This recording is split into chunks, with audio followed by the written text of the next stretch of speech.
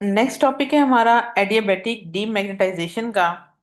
तो सबसे पहले हम इसकी डेफिनेशन देखेंगे कि एडियाबैटिक डीमैग्नेटाइजेशन होती क्या है और इसका कंसेप्ट डिटेल में स्टडी करेंगे।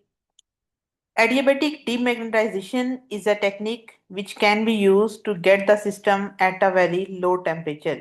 यानी ये वो टेक्निक है जिसके जरिए आप किसी भी पैरामैग्नेटिक सब्सटेंस अगर आपके पास हो तो उसके लिए आप वेरी लो टेम्परेचर को अचीव कर सकते हैं। एब्सोल्यूट जीरो तो नहीं कर सकते बट उसके करीब करीब हम टेम्परेचर को अचीव कर सकते हैं और हमारा सब्सटेंस जो है वो कूल हो जाता है, क्योंकि जाहिर है अगर आपके पास ऐसा सिस्टम मौजूद है तो उसके नतीजे में आपके सब्सटेंस में कूलिंग प्रोड्यूस होगी। तो एडियाबैटिक डीमैग्नेटाइजेशन इस प्रोसेस के नतीजे में कूलिंग का अमल पैदा होता है। अब इसके बाद हम अगेन ये देखते हैं कि एडियाबैटिक डीमैग्नेटाइजेशन बच्चों बेसिकली इसी की ही एक एप्लीकेशन है। ठीक है, आप ये कह सकते हैं कि it is an application of third law of thermodynamics.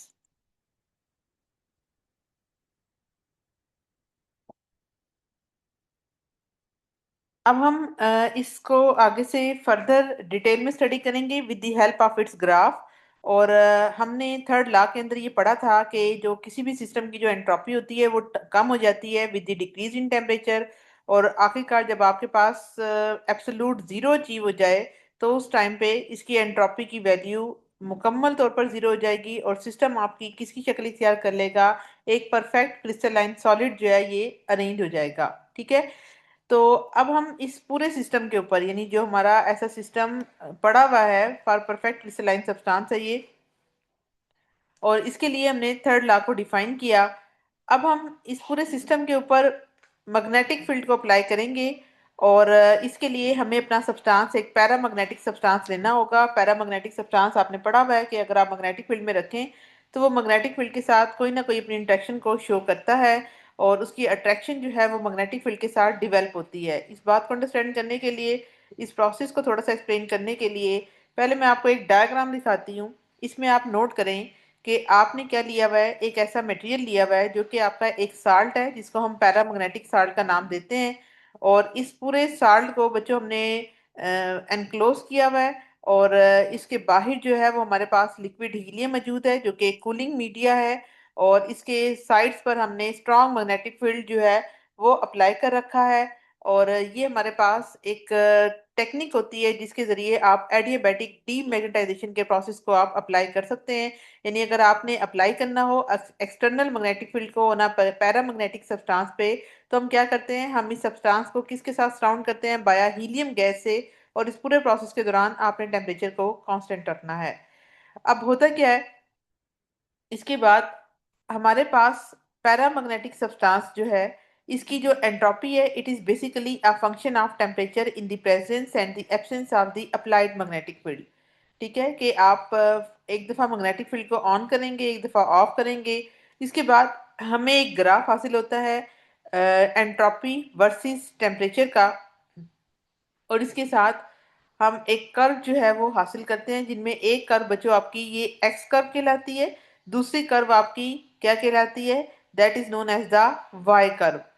अब अगर आप इस कर्व के अंदर डिटेल में स्टडी करें तो आपको ये पता चलेगा कि ये जो आपके कर्व्स हासिल हो रहे हैं जिनमें अभी हमने कहा कि ये जो आपका एक कर्व है जिसका नाम है एक्स कर्व। ठीक है, इस एक्स कर्व को बच्चों अगर आप देखें तो इस एक्स कर्व के बाद आपके पास एक और कर्व हासिल होगा जिसको भी हमने क्या नाम दिया, वाई कर्व का। और इन दोनों कर्व्स के ऊपर आपको दो लाइंस मिलेंगी। ठीक है, एक ए है और इसके बाद आपके पास एक बी है। ठीक है, इन कर्व में जो ए बी का ये जो रीजन है बच्चों, इस ए बी के रीजन को हम नाम देते हैं किसका, that is known as the isothermal magnetization का। इसके दो हिस्से होंगे, अभी आपको इसकी डिटेल में समझ आएगी। अभी आपने सिर्फ ये देखा कि ये दो कर्व थे और ये आपकी एस टी डायग्राम है। एस टी डायग्राम हम इसको क्यों कह रहे हैं, क्योंकि आपके पास ये जो ग्राफ ड्रॉ हुआ है वो एंट्रोपी वर्सेस टेम्परेचर का है और इन दोनों के ऊपर आपने मैग्नेटिक फील्ड को ऑन और ऑफ करके इनके रिलेशन को चेक करना है। ठीक है,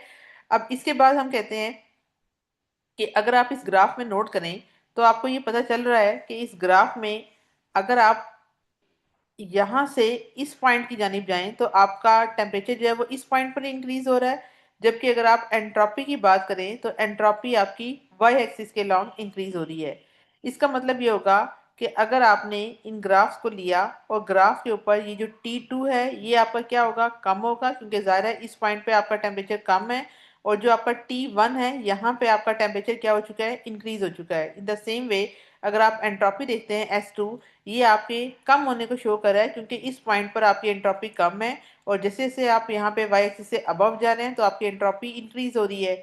तो अभी आपने ये बात करनी है नेक्स्ट पॉइंट पे कि अगर आप किसी भी रिएक्शन के लिए टेम्परेचर को हाई कर देते हैं तो सिस्टम की एंट्रोपी मैक्सिमम हो जाती है। ये वो बात है जो कि आपने प्रीवियस पॉइंट में स्टडी की, जिसमें आपने क्या पढ़ा कि अगर आप किसी भी सिस्टम के लिए टेम्परेचर को बच्चों बढ़ा देते हैं, ठीक है। इसको बच्चे अभी अभी हम इसको थोड़ा सा इम्प्रूव करके लिखते हैं कि अभी आपने क्या पढ़ा। आपने ये स्टडी किया कि अगर आप किसी भी सिस्टम के लिए टेम्परेचर को बढ़ाते हैं तो आपने ये पढ़ा था कि टेम्परेचर के बढ़ने से सिस्टम जो है वो अगर सॉलिड स्टेट में होगा तो वो आहिस्ता आहिस्ता आपकी गैसीय स्टेट में कन्वर्ट हो जाएगा। गैसेस से मॉलिक्यूल ज़्यादा रैंडमली अरेंज होते हैं। तो जनरल बात है कि टेम्परेचर के इंक्रीज होने से आपके पास सिस्टम की एंट्रोपी मैक्सिमम हो जाती है। और उस पॉइंट पर हम कहते हैं कि वो मैग्नेटिक फील्ड पर डिपेंड नहीं करती है। लेकिन अगर आपका टेम्परेचर लो हो जाता है तो सिस्टम की एंट्रोपी मैग्नेटिक फील्ड पर डिपेंड करती है। ठीक है, कि पहली बात कि टेम्परेचर के इंक्रीज होने से आपकी एंट्रोपी जो है वो इंक्रीज होती है, लेकिन जो आपका मैग्नेटिक फील्ड होता है उसका कोई रोल नहीं रहता। यानी इस बात को अगर आप अंडरस्टैंड करें तो आप ये देखें कि ये जो आपके पास पॉइंट नंबर ए है, ये पॉइंट नंबर ए इस बात की बखूबी वजाहत करता है कि टेम्परेचर के बढ़ने से आपकी एंट्रोपी की वैल्यू तो बढ़ रही है, लेकिन इस पॉइंट पर आपके पास जो मैग्नेटिक फील्ड है, यहाँ मैग्नेटिक फील्ड को हम किससे रिप्रेजेंट कर रहे हैं, with the symbol of B. तो बी जो है वो आपके पास मैग्नेटिक फील्ड है। तो मैग्नेटिक फील्ड का कोई इम्पैक्ट नहीं होता जब आपके पास टेम्परेचर इंक्रीज हो जाए और आपकी एंट्रोपी की वैल्यू भी इंक्रीज हो जाए। तो यहाँ से हमने एक पॉइंट क्या निकाला कि टेम्परेचर के बढ़ने से एंट्रोपी तो बढ़ती है, लेकिन उस टाइम पे सिस्टम आपका मैग्नेटिक फील्ड पर डिपेंड नहीं करता। जबकि इसके बरक्स अगर आप नीचे की जानिब आए और इस ग्राफ को आप बी से सी की जानिब मीट करें तो सी वो पॉइंट है जहां पर आपका टेम्परेचर डिक्रीज हो चुका है। और टेम्परेचर के डिक्रीज होने से आपकी एंट्रोपी भी कम हो चुकी है। लेकिन अब इस पॉइंट पर आपका जो सिस्टम है वो मैग्नेटिक फील्ड के ऊपर डिपेंड करना शुरू हो गया है। ठीक है, तो ये दो चीजें हैं, पहले आपको ये क्लियर होनी चाहिए। इसके बाद आपने ये वाला प्रोसेस अभी डिटेल में स्टडी किया। अब हम ये कहते हैं कि अगर आपने एक हीलियम गैस है उसको जब आपने एनक्लोज कर लिया था और उसके ऊपर आपने क्या किया, आपने एक्सटर्नल मैग्नेटिक फील्ड को अप्लाई किया, और जो पैरामैग्नेटिक सब्सटेंस है एट कांस्टेंट टेम्परेचर पर उसकी एंट्रोपी की वैल्यू डिक्रीज हो जाती है along the path A B पर। ठीक है, कि यही आपका ग्राफ था ए बी पर, कि जब आप ए से लेके बी तक आते हैं तो ए के ऊपर क्या है, आपकी एंट्रोपी ज्यादा थी। जब आप ए पॉइंट से डाउनवर्ड गए बी पर आए तो बी के ऊपर आने पे इसकी एंट्रोपी की वैल्यू डिक्रीज हो गई है। अब आपने इसको इस तरह से स्टडी करना है कि अभी आपने कहा कि सबसे पहले आपने इस ग्राफ में इस हिस्से को याद रखना है कि ए बी आपका कौन सा हिस्सा है। ये वो पाथ है जिसको हम कहते हैं कि ये आइसोथर्मल प्रोसेस है। आइसोथर्मल वो प्रोसेस होता है जिसके ऊपर बच्चों आपने पढ़ रखा है कि आपका टेम्परेचर कांस्टेंट रहता है। ये आपके पास एक तरह से इसकी डेफिनेशन है आइसोथर्मल प्रोसेस की, कि जिसमें आपका टेम्परेचर जो है वो चेंज नहीं होता। ठीक है, तो आप ये नोट करें कि जब आपका ग्राफ ए से बी तक आ रहा है तो ए से बी तक आने पर आपका टेम्परेचर सेम रहा, जिस इन दोनों के लिए इसकी वैल्यू क्या रही, T1 ही रही। तो जब आपका टेम्परेचर तो कांस्टेंट है, लेकिन आप ये नोट करें कि जो आपकी एंट्रोपी की वैल्यू है वो पहले क्या थी, S1 थी। अब आपकी एंट्रोपी की वैल्यू क्या हो चुकी है, S2 हो चुकी है। तो अब एंट्रोपी की वैल्यू में क्या होगा, कमी वाकई होगी, क्योंकि आपकी एंट्रोपी यहाँ पे नीचे से ऊपर की जानी बढ़ रही है। जबकि S2 पर इसकी एंट्रोपी की वैल्यू क्या हो चुकी है, आपकी लो हो चुकी है। ठीक है, तो उन्होंने कहा कि ये वाला जो आपका पॉइंट है, कौन से वाला, जो आपका पॉइंट नंबर बी है, कि इस पॉइंट को, इस पर ये जो पूरी कर्व आती है, पूरा पाथ आता है, इसको हम आइसोथर्मल मैग्नेटाइजेशन का नाम देते हैं। और इस पूरे प्रोसेस में आपके पास क्या होता है कि जो आपकी एंट्रोपी है पैरामैग्नेटिक सब्सटेंस की वो डिक्रीज हो जाती है, और जो आपका टेम्परेचर होता है सिस्टम का वो कांस्टेंट रहता है। ठीक है, तो आपने इसी ग्राफ से ही अंदाजा लगाया कि टेम्परेचर में तो चेंज नहीं आया, तो जब टेम्परेचर में चेंज नहीं आता तो टेम्परेचर आपका कांस्टेंट रहता है, इसलिए हम इस प्रोसेस को आइसोथर्मल प्रोसेस का नाम देते हैं। और इस पॉइंट पर आपके पास क्या हो रहा है कि जो आपके पास सिस्टम की जो एंट्रोपी है वो क्या हो रही है, वो मुसलसल डिक्रीज हो रही है। अब इसकी रीजन हम देखेंगे कि सिस्टम की एंट्रोपी डिक्रीज क्यों हो रही है। इस बात को अंडरस्टैंड करने के लिए आपने ये थोड़ा सा आइडिया जहन में लेकर आना है कि आइसोथर्म का मतलब क्या होता है कि आपका टेम्परेचर कांस्टेंट है। तो जो पैरामैग्नेटिक सब्सटेंस को जब आप मैग्नेटिक फील्ड में रखते हैं और मैग्नेटिक फील्ड जब उसके ऊपर अप्लाई किया जाता है, तो फर्ज किया कि ये हमारे पास बच्चों ये हमारा एक सब्सटेंस है, ठीक है। और इसके ऊपर आपने क्या कर रखा है, आपने इसके ऊपर मैग्नेटिक फील्ड को अप्लाई कर दिया है। और यहाँ पे हमने मैग्नेटिक फील्ड को किस से रिप्रेजेंट किया, with the sign of B से रिप्रेजेंट किया। अब क्या होगा कि जैसे ही आप मैग्नेटिक फील्ड को अप्लाई करते हैं, तो जितने भी आपके पास इसके अंदर एटम्स होंगे, आइंस होंगे, मॉलिक्यूल्स होंगे, वो क्या करेंगे, वो अपने आप को भी अलाइन कर लेंगे, प्रॉपरली अरेंज कर लेंगे in the direction of the magnetic field. तो जब मैग्नेटिक फील्ड अपने आप आपने इसके ऊपर मैग्नेटिक फील्ड अप्लाई किया, तो यहाँ पे जो आपके पास सब्सटेंस मौजूद था, इस सब्सटेंस ने भी अपने डायपोल बनाए और अपने आप को अलाइन किया इस डायरेक्शन में। तो इस पॉइंट पर आप देखें, जब कोई भी चीज अरेंज हो जाती है, तो जितना कोई सिस्टम अरेंज होता है, तो वो सिस्टम किस स्टेट में चला जाता है, ऑर्डर स्टेट में चला जाता है। और इस टाइम पे आपके सिस्टम की एंट्रोपी की वैल्यू क्या हो जाती है, कम हो जाती है। तो इससे हमें ये पता चला कि अगर कोई भी सिस्टम जितना अरेंज होगा तो उसमें रैंडमनेस की वैल्यू डिक्रीज होती है। तो जब रैंडमनेस डिक्रीज होती है तो दूसरे वर्ड में आपकी एंट्रोपी डिक्रीज होगी, और इस पॉइंट पे आपकी S2 की वैल्यू S1 से कम हो जाएगी। जैसा कि हमने इस पॉइंट बात को ग्राफ के अंदर स्टडी किया कि जब आपके पास आइसोथर्मल प्रोसेस था, तो आइसोथर्मल प्रोसेस में टेम्परेचर आपका चेंज नहीं हो रहा, लेकिन आपने इस पॉइंट पर क्या कर रखा है, मैग्नेटिक फील्ड को अप्लाई कर रखा है।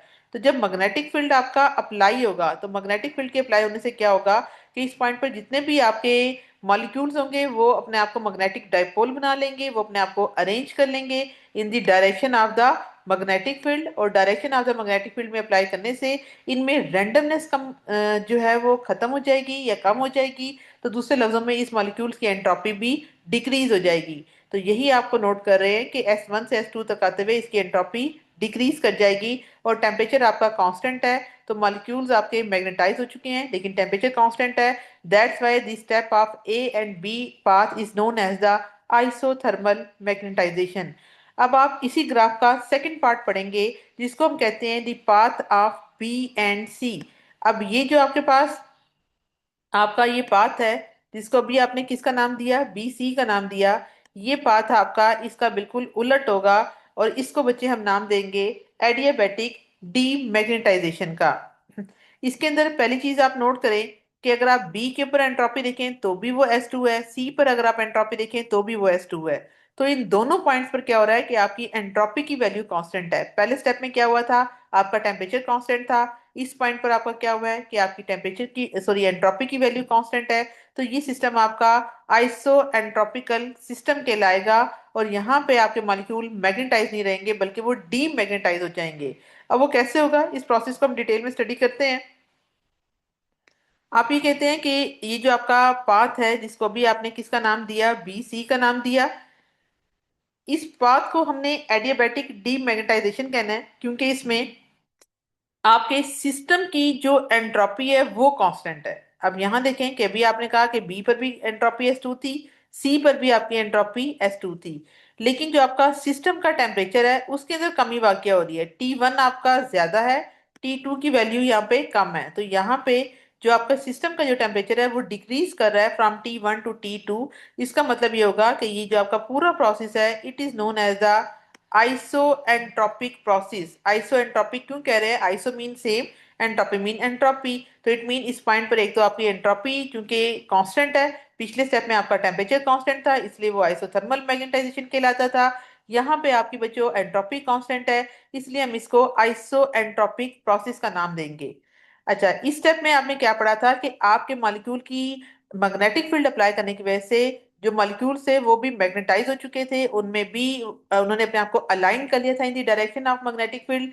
लेकिन इस पॉइंट पर आते हुए आपका मैग्नेटिक फील्ड जो है जब अप्लाई ही नहीं रहेगा, तो मॉलिक्यूल अपने आप को रैंडमली अरेंज करेंगे। और इस पॉइंट पे आपके मॉलिक्यूल के अंदर क्या होगा, एंट्रोपी की वैल्यू बढ़ जाएगी। लेकिन अभी हमने कहा कि एंट्रोपी की वैल्यू तो यहाँ पे बढ़ ही नहीं रही, यहाँ तो एंट्रोपी आपकी कांस्टेंट है। तो क्वेश्चन ये राइज होता है कि फिर जो एंट्रोपी इंक्रीज हो रही है वो किस तरह से अपने आप को मैनेज कर रही है।